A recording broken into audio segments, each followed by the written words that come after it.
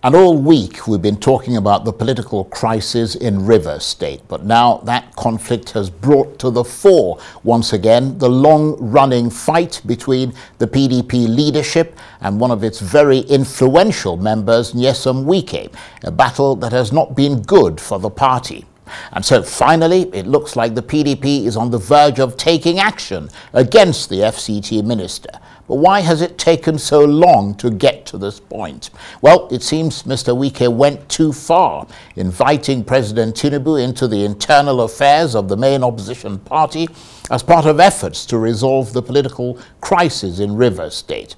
The move has prompted one of the leading chieftains of the PDP, Dele Momodu, to wonder publicly what manner of democracy Nigeria is practicing, that a president can not only brazenly intervene in the affairs of the main opposition party, but also overrule the constitution in the process. So now the PDP is threatening to leap down on Mr. Wike from a great height. But for a party that's been weakened by successive defeats in presidential elections, conquered in the most recent one with the help of none other than Mr. Wike, how much has this robbed the PDP of its soul and raised questions about whether it can ever position itself as a disciplined force that can properly bring its more powerful members to order? Not only Wike, there are other people that also have worked against this party. When we get to that level, we'll sanction everybody. So if Wike today believe is above this party, we will be able to show him that he's not above the party. One thing I'm cautious about is that there was never a time there is not a member of this party. And the same other members of this party that believe that someone is wrong are also doing wrong to the party. So if today we say we are going to take our this thing and, cut a sizable part of the party. Well, for more on this, I'm joined now from our studios in Lagos by the publisher of Ovation magazine and former PDP presidential aspirant, Dele Momodu, who until recently was the director of strategic communications for the Atiku National Campaign Management Committee. And great to see you, Dele Momodu, and it's nice to see you smiling in the end there. I thought you had a scowl on your face, and I was wondering whether it was aimed at us or at Minister Wike or President Tinubu. Well, but, we just had the PDP... Sorry, go ahead. Yeah, good evening, Charles Saneagolu. It's always a pleasure to be on your program. Yeah, thank you for inviting me again. Well, it's always brilliant having you on. And let's just start with the PDP, the chairman that we heard there saying when we get to that level, we will sanction Mr. Wike. What does he mean by that level? What level is he talking about?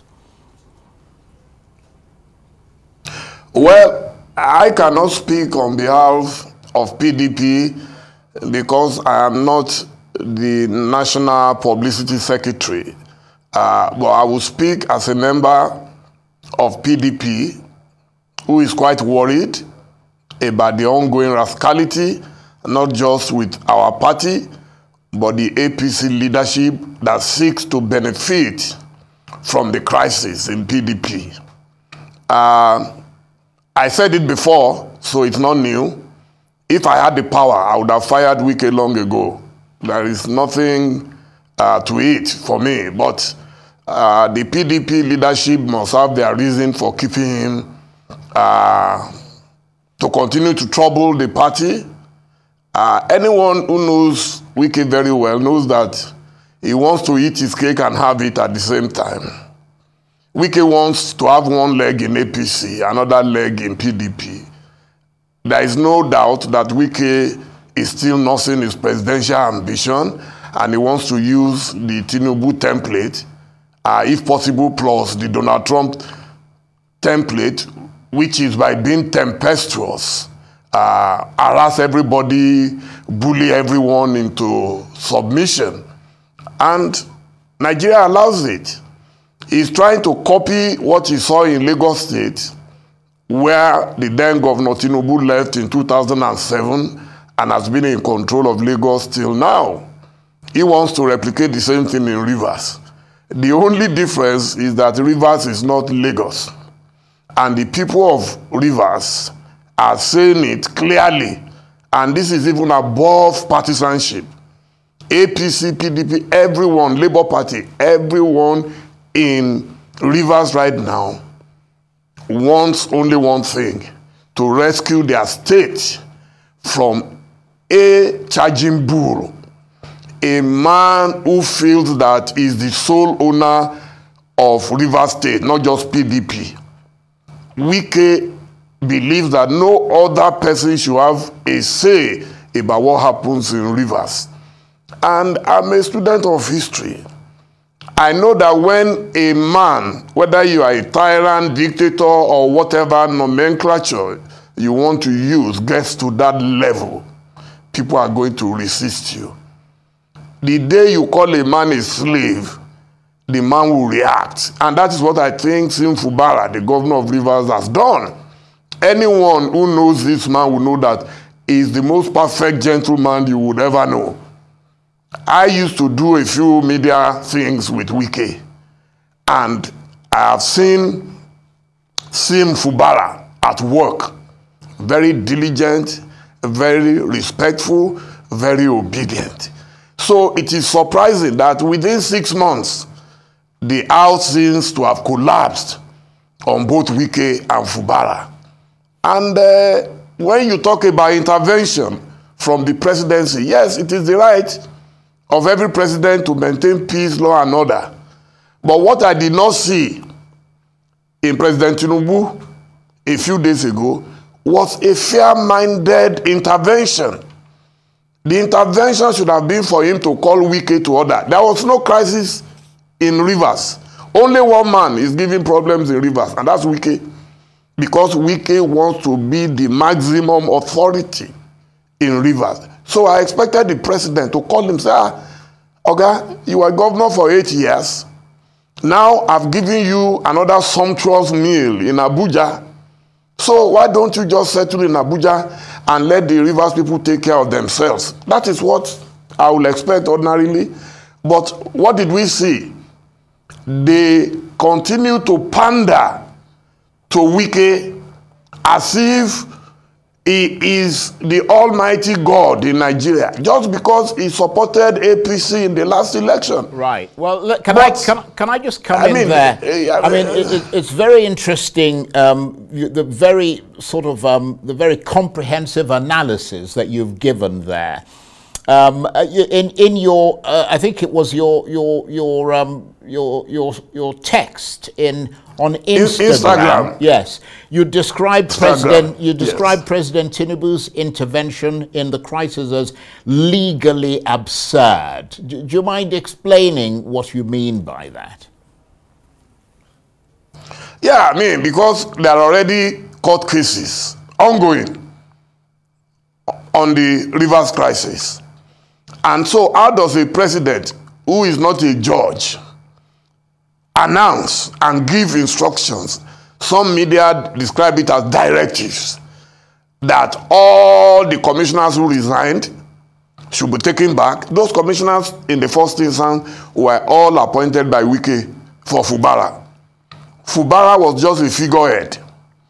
Then those who voluntarily left the House of Assembly, 27 of them, we read that 2 of them ran back. Maybe when reality dawned on them, they ran back. So those 25, you say, take them back. Their salaries should be paid.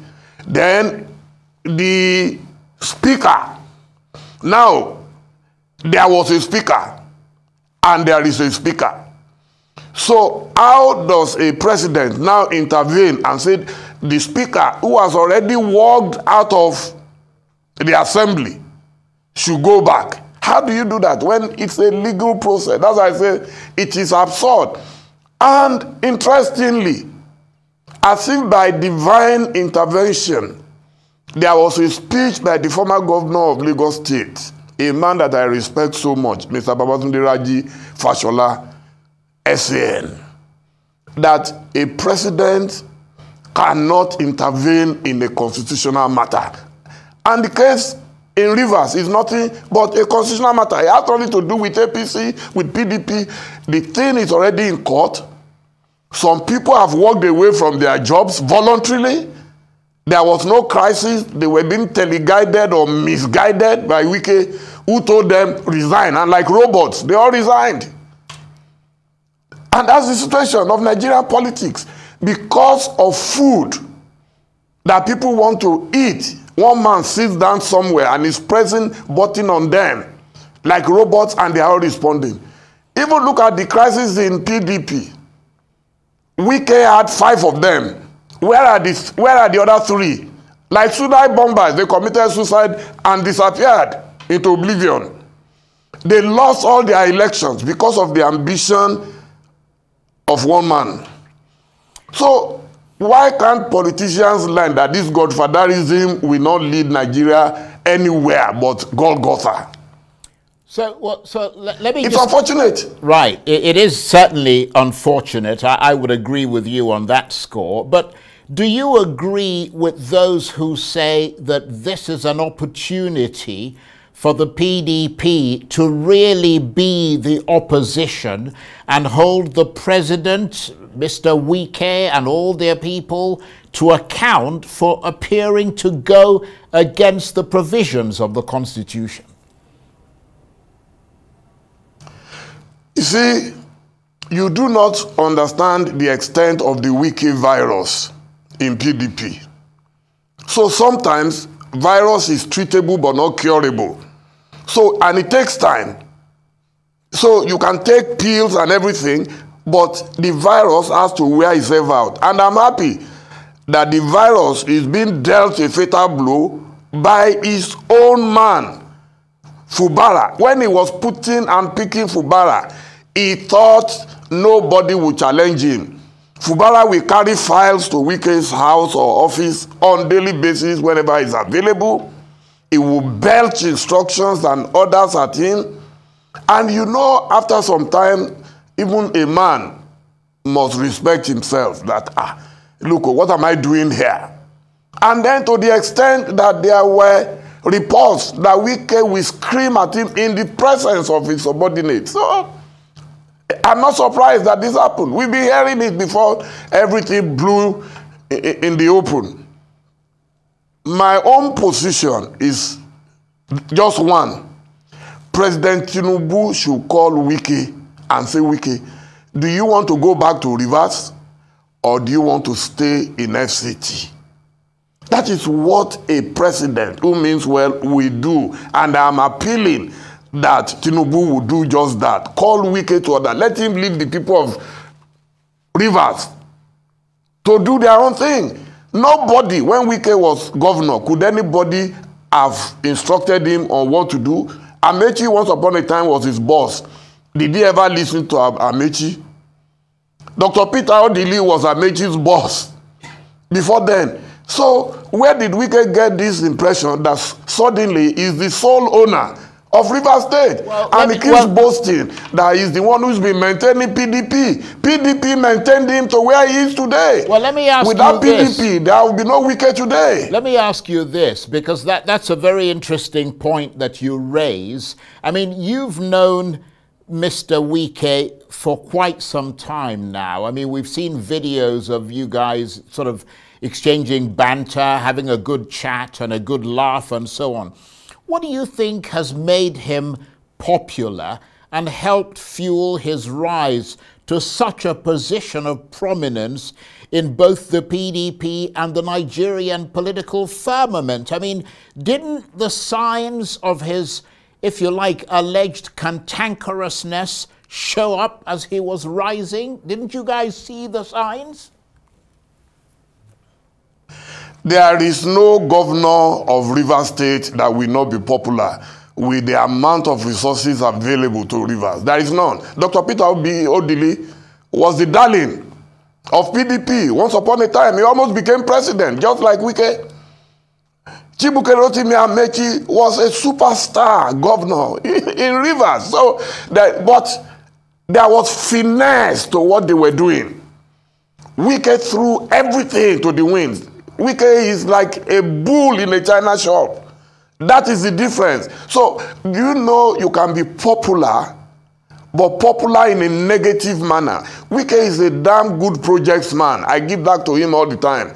And that was the basis of my relationship with him. I will maintain that forever.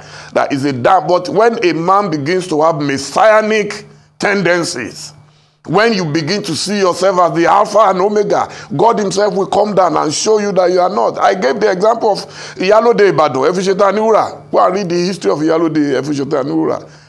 Talofe Fabogunde mi, anybody comes and say, no, what are you doing by my door? You should not come near me. Wike is a control freak. And I have begged him, publicly and privately, that you are doing a good job. Concentrate on that good job. But Wike's word must be law. And Wike must fight every enemy, whether imaginary or real or whatever, he must fight. And he cannot forgive. This Fubara thing, look, if I were Wike strategically, the moment President Tinubu called the two of them the first time, he should have used that excuse to save himself from this embarrassment. Because when your child stands up and says, yeah, beat me, if you like, kill me, I don't mind, you are completely demystified. There is nothing Wike can say again. Fubara has already demystified him. And he missed that opportunity given to him by President Tinubu when he invited them. He could have said, oh, Fubara, I forgave you because the president called me. But he disrespected the president. He disrespected the people. Papa Edwin Clark appealed to him. He would not listen. Even his friend, one of his friends that everybody knows was supporting him, came out about 2 weeks ago in a video broadcast, Asari Dokumo, telling him, this thing you are doing is dangerous. I can tell you, if they can get away with it in Lagos, Wike is not going to get away with it in Rivers. I'm very convinced about that. Let me come in here. I mean, I have to say it's really, really interesting listening to you and listening to the way that you're systematically and comprehensively analyzing this nettlesome issue.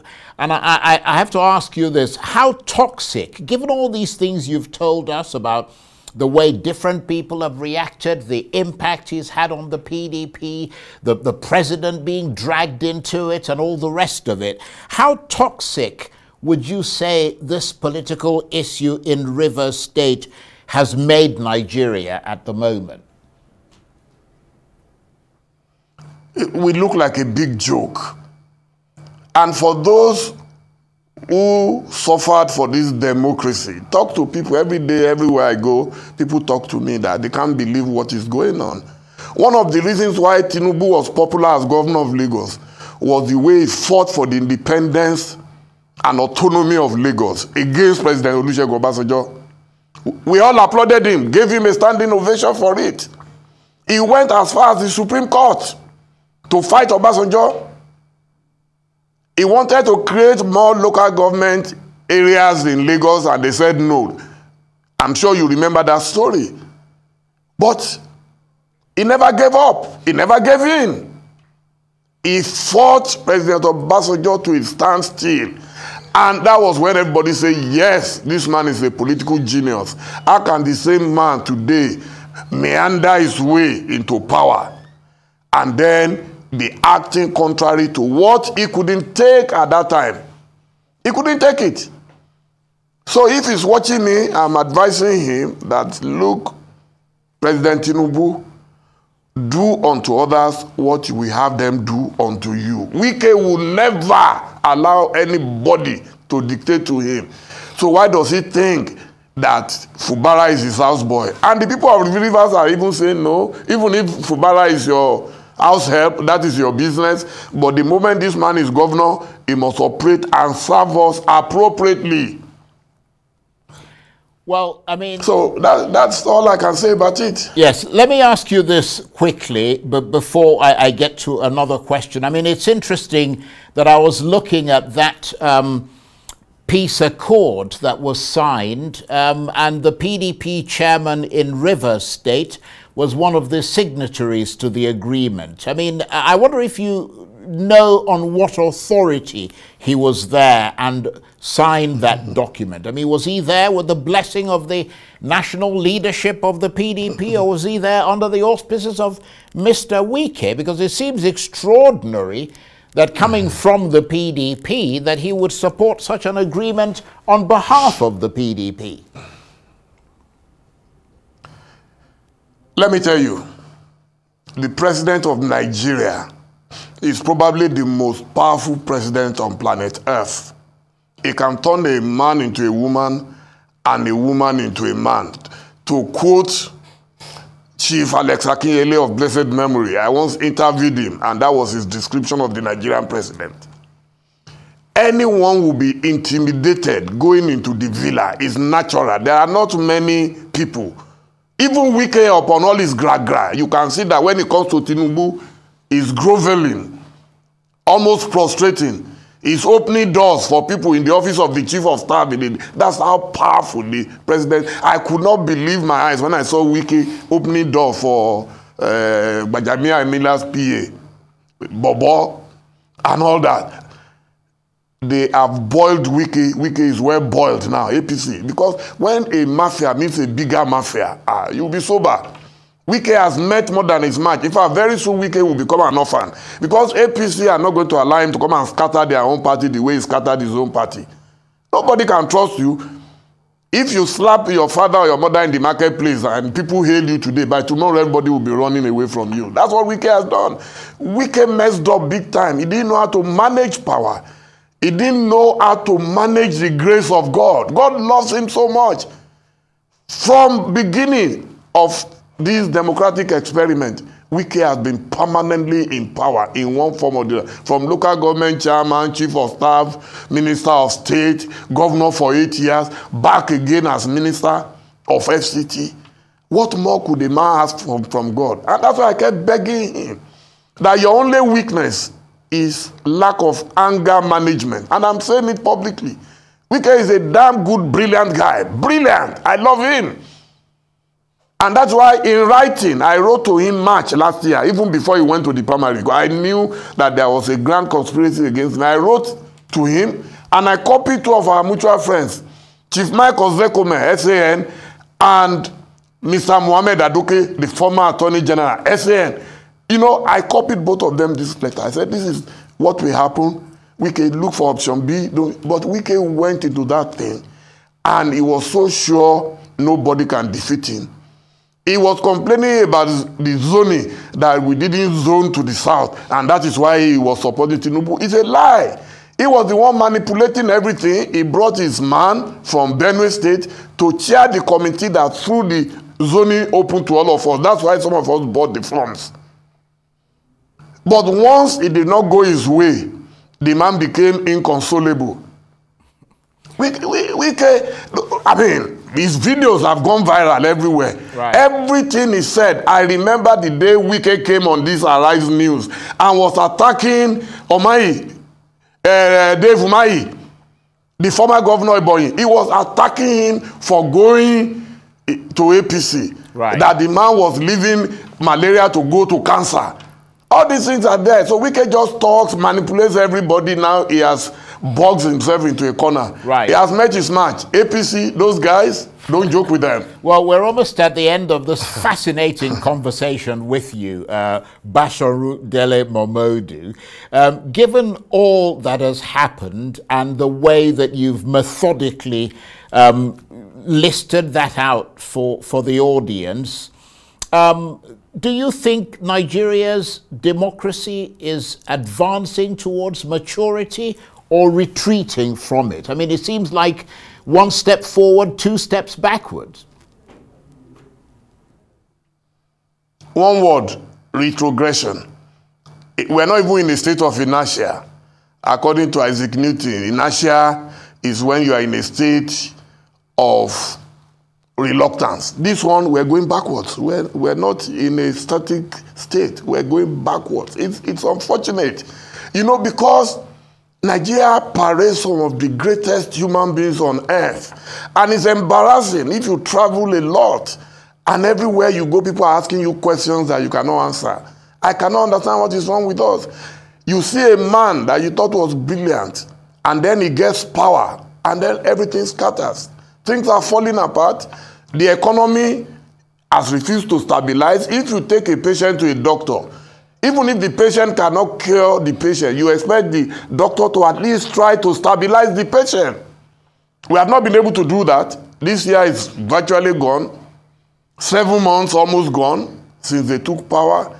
And you would expect that, oh, these people prepared for this power. Now they are blaming Buhari, their own immediate predecessor. Is it not a shame? And then now they are fighting. They were fighting in Ondo State just for them to give power to somebody. My Egbon Akeredolu, I mean, I love him. I pray for him every day. You know, but what does it take to just give power to his deputy? They had to hold meetings upon meetings. Everybody wants to just hold on to power. Now Rivers, we don't know where next. You know, so how can a country make it?